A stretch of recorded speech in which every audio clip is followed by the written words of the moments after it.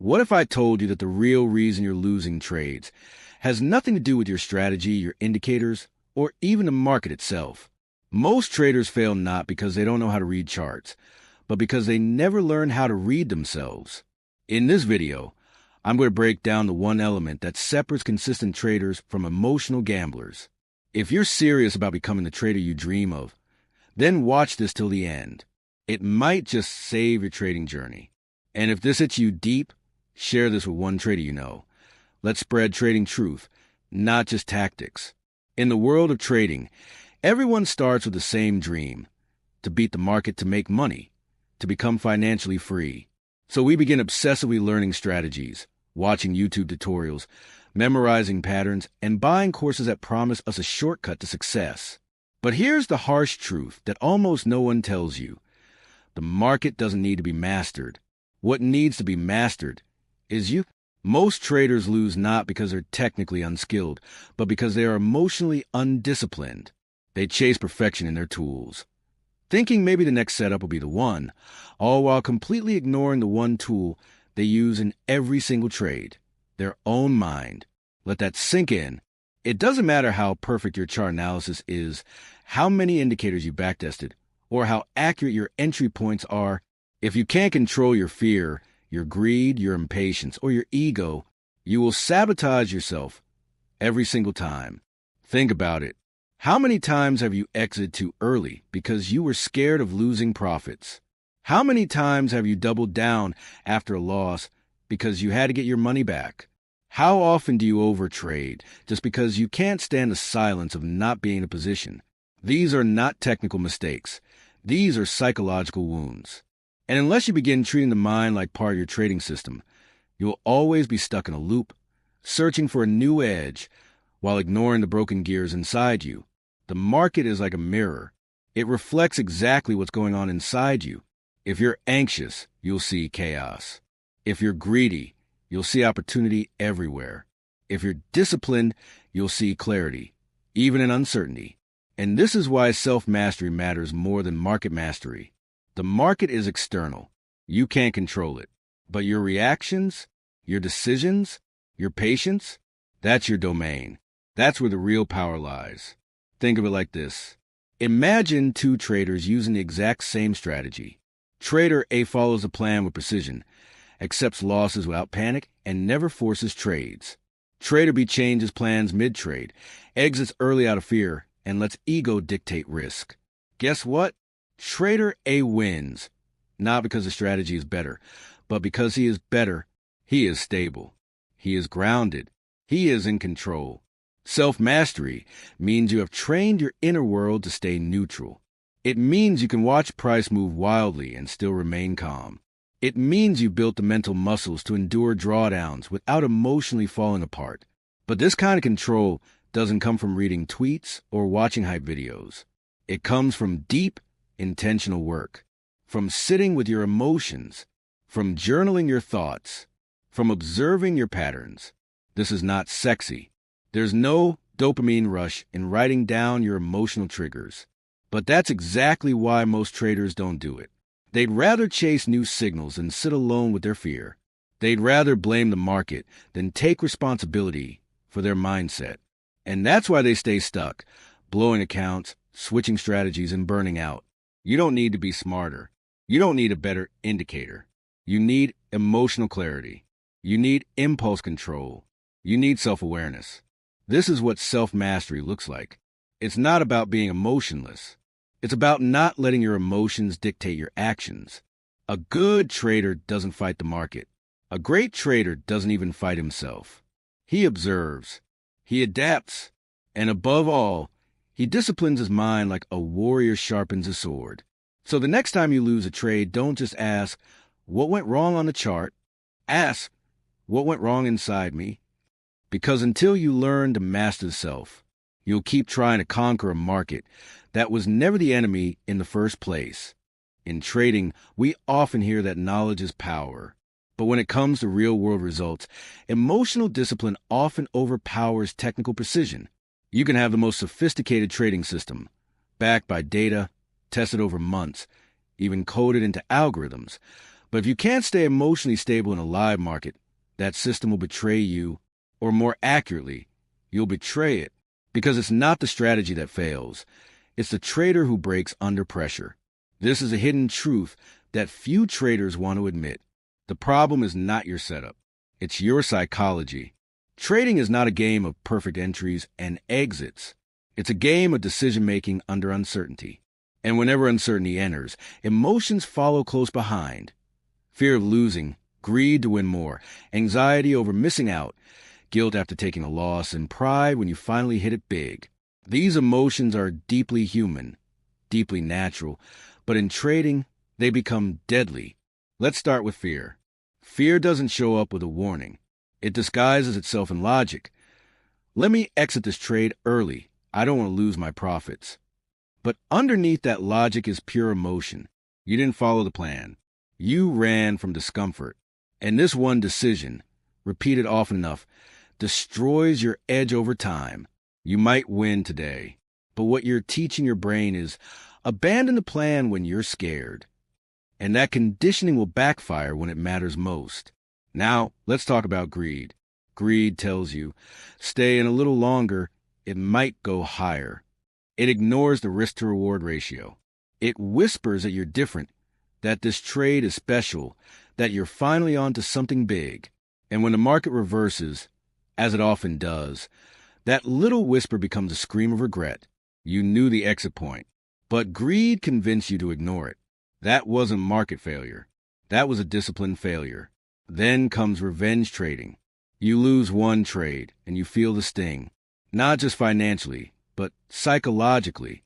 Your ego takes the hit. You tell yourself, I'll win it back. Just one more trade. You enter again, not because the setup is right, but because your emotions are inflamed. And now you're not trading a system. You're trading your pain. This is where discipline collapses entirely. And what started as one mistake becomes a full-blown spiral. All of these are examples of emotional decisions, not logical ones. And here's the punchline. Most traders aren't even aware they're doing it. They think they're being strategic. But in reality, they're being reactive. That's why emotional discipline is the foundation. Not just a bonus, the foundation. Discipline is the bridge between knowing what to do and actually doing it. It's easy to write down your trading rules. It's easy to set a stop loss. It's easy to say, I'll only risk 1% per trade. But the real test is, will you follow that plan after 2 back-to-back losses? Will you stay out of the market when there's no clear setup, even if you're feeling bored or restless? Will you avoid over-leveraging, even if everyone else on Twitter just doubled their account in 2 days? That's emotional discipline. It's not glamorous. It's not talked about in trading circles where ego runs wild. But it's the reason why some traders survive long enough to grow, while others burn out in the first 6 months. Because here's the brutal truth. You don't rise to the level of your trading strategy. You fall to the level of your emotional discipline. And that discipline isn't built in the heat of battle. It's built in the quiet. It's built in how you prepare, how you review your trades, how honest you are with yourself after mistake. It's built when you admit, I didn't lose because of the market. I lost because I lost control. You can't fake emotional discipline. The market will test you over and over until your behavior aligns with your plan, until your actions reflect logic, not feelings, until you realize that the goal isn't to win every trade. It's to follow your edge with precision. This isn't just about trading. This is about how you manage your impulses. Because at the end of the day, the charts are neutral. They don't care. But you bring your entire emotional history into every trade. Your need for validation, your fear of being wrong, your craving for quick success. And if you don't become conscious of these forces, they will control you, and they will cost you. So the next time you're tempted to tweak your stop loss in real time, the next time you feel an itch to enter a trade with no setup, pause. Ask yourself, is this decision coming from my system or from my emotion? If you can answer that honestly and act on the answer, you're already ahead of 90% of traders out there, because charts don't make you win. Discipline does. In trading, the need for control often becomes the very thing that ruins us. We enter the market with expectations. We want a specific result, a desired outcome, a profit that will prove we're right. But here's the paradox. The more attached we are to the outcome of trade, the more likely we are to break the very process that could have brought us success. This is where most traders unconsciously destroy their edge. They chase profits. They crave wins. They fear being wrong. And in doing so, they lose sight of the one thing they actually can control, the process. The truth is simple but hard to swallow. You cannot control the market. You can't predict with certainty what price will do next. You can't force a breakout to happen. You can't hold a candle to reverse just because you're holding a losing position. But you can control how you react. You can control how you manage risk. You can control how you execute your plan. Most traders live in emotional reaction mode. They measure their success based solely on the result of each trade. A win means they're smart. A loss means they failed. This mindset creates a cycle of emotional highs and lows, overconfidence after profits, self-doubt after losses, until the trader burns out completely or gives up entirely. But a professional doesn't think this way. The professional detaches from individual outcomes and focuses on execution. They know one trade means nothing. One win is not success. One loss is not failure. What matters is consistency, a long-term pattern of disciplined decisions that over time generate sustainable returns. Detachment doesn't mean apathy. It doesn't mean you don't care. It means you care more about the right action than the desired result. It means showing up for the process, even when the results aren't going your way. It means you are driven not by greed or fear, but by principle. This is incredibly hard for the average trader to understand, because we live in a results-based culture. Everything is judged by outcomes. Society celebrates winners, not process followers. But in trading, chasing outcomes is the fastest way to ruin your psychology. Here's what it looks like in real time. You take a trade. It's based on your system. Everything lines up, but it hits your stop loss. Now what? Do you doubt your strategy? Do you tweak your rules? Do you enter again immediately to fix it? Or do you say, that was a valid trade. I follow my rules. The market did what it wanted, and I did my job. That's detachment. It's easy to follow the process when you're winning.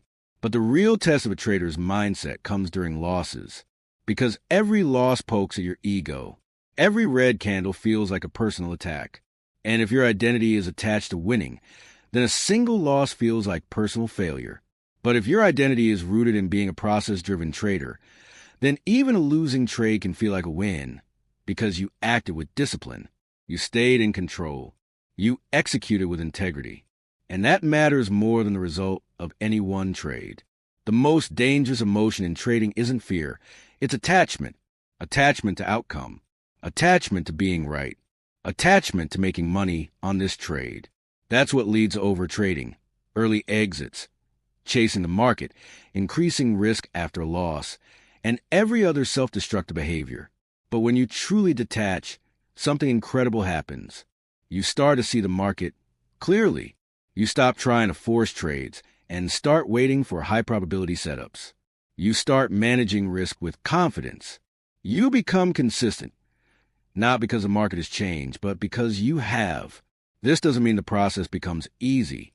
You'll still face emotional temptation. You'll still have losing streaks. You'll still second-guess yourself. But the difference is, you no longer allow those emotions to drive your decisions. You observe them. You breathe through them. And you act from principle, not pressure. Detachment from outcome is not natural. It must be trained. It requires deep self-awareness. It requires journaling your emotions after trades.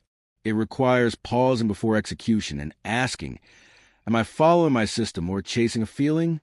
The most successful traders in the world are not the ones with the most accurate strategies. They're the ones who show up every day with the same level of discipline, regardless of yesterday's results. They've mastered the art of emotional neutrality, the ability to trade without needing the market to validate them. This is what it means to be a professional, to follow the plan, to accept uncertainty, to detach from short-term noise and trust the long-term process. Because when you finally let go of needing to win, that's when you start winning consistently. In trading, most people look for an edge in external things, the perfect indicator, the right strategy, the most accurate entry pattern. They'll spend hours optimizing charts, buying courses, or copying other traders, hoping that one adjustment will change everything. But what they fail to realize is that no edge is sustainable if you don't understand your own behavior. That's why journaling and self-reflection are not optional. They're foundational. Because without them, you're flying blind. You're not trading consciously. You're reacting unconsciously. Every trader develops habits, some helpful, many harmful. These habits are often invisible unless you shine a light on them. Journaling is that light. When you keep a trading journal, you're not just recording entries and exits. You're documenting your internal world, your thoughts before the trade, your emotions during the trade, your reactions after the outcome. You're tracking the psychological fingerprints left behind by every decision you make. This is where real self-awareness is born. Because here's the truth. You can't fix what you don't observe. You can't evolve if you don't review. Without a journal, your mistakes blend into memory, vague feelings of, I shouldn't have done that, or I knew better. But when you write them down in real time, without filters, you begin to see patterns. You begin to see yourself. Maybe you'll notice that you tend to force trades after a losing streak.